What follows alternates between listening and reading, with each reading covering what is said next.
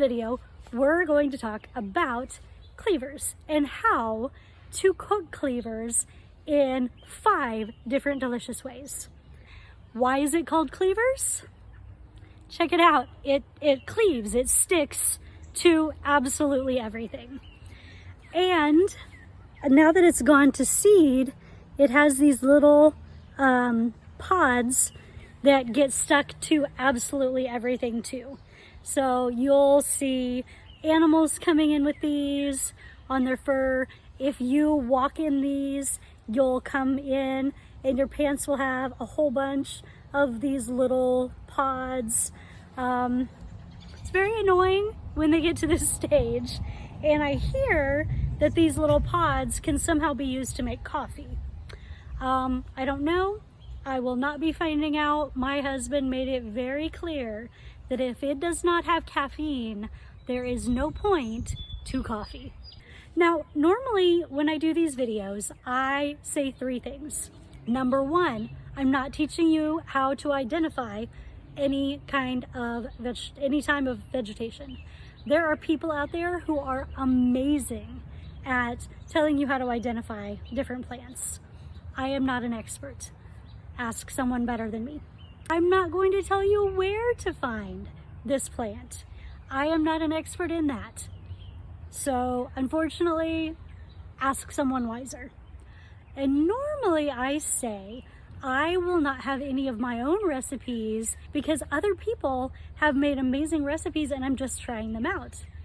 However, several of the recipes for cleavers that I found required a little modification. So you will actually get a little bit of cooking from me in these videos. But as always, the people that made the original recipes did a lot of hard work. They did a lot of experimenting. So please go check out the recipes on their pages. Go give them some love. Coming in at number 5, we have an omelet made with cleavers, mushrooms, tomato, and obviously eggs. My husband loved this recipe. So go check out UK Wild Edibles and see this recipe in action. It's a good, solid recipe. Not my favorite, but I would absolutely eat it again. Coming in at number 4 is a detox water. And that is simply cleavers cut up, put into water. Do you all hear that? Anyway, detox water is just a cleaver cut into pieces, put into water, left in the refrigerator overnight.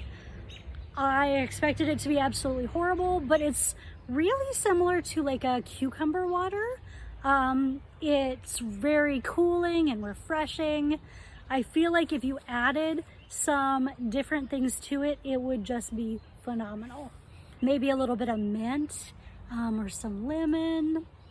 One thing I noticed is when I was doing experiments on cleavers and chicken of the woods, my body changed.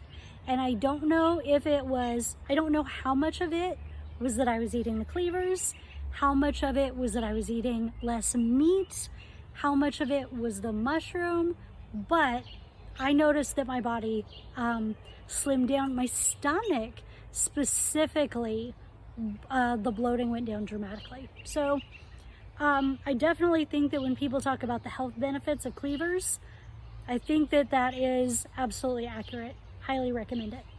Now, the next 2 recipes are spicy. They are for my spice lovers. Number 3 is another recipe made in the wild.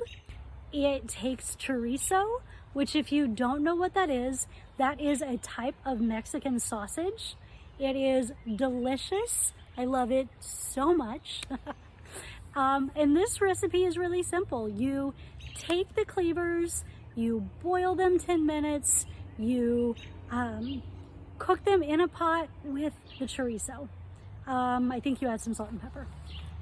Very, very easy.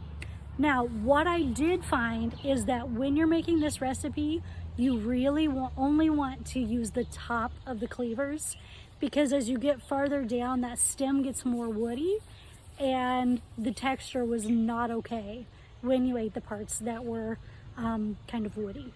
Number 2 is a hot cleaver soup. And by that, I mean not only temperature, but it is also a soup with red peppers, a lot of red peppers. Now, I made this 3 ways.